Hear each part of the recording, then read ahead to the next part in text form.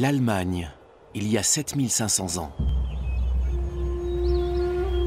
D'épaisses forêts couvrent de larges pans du territoire. Le paysage est encore modelé par les seules forces naturelles. Mais un mouvement sans précédent se diffuse en Europe. Il bouleverse l'ordre qui régnait depuis des millénaires.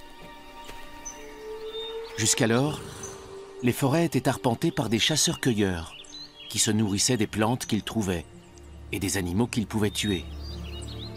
Mais à présent, d'autres arrivent et deviennent les maîtres.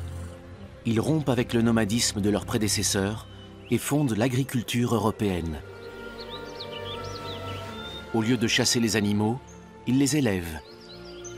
Ils ne sont plus tributaires des aléas de la chasse.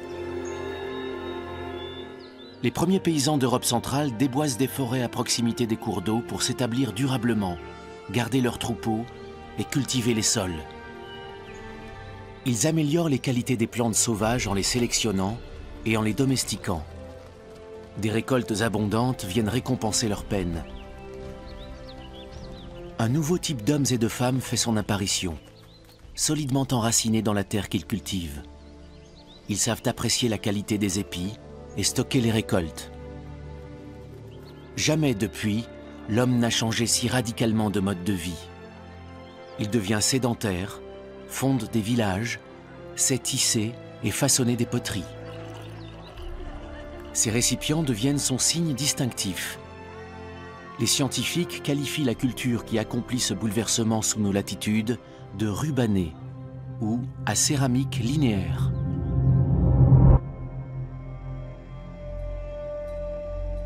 Ce terme leur a été inspiré par des tessons de poterie qui ont traversé les millénaires, et plus précisément par les motifs linéaires ou rubans dont ils étaient décorés. Dans nos régions, les archéologues en découvrent par milliers. Dans un laps de temps relativement court, environ 2 siècles, cette culture se répand dans presque toute l'Europe centrale. Toujours en quête de pâturage et de sols humides et fertiles, les nouveaux arrivants suivent les cours d'eau.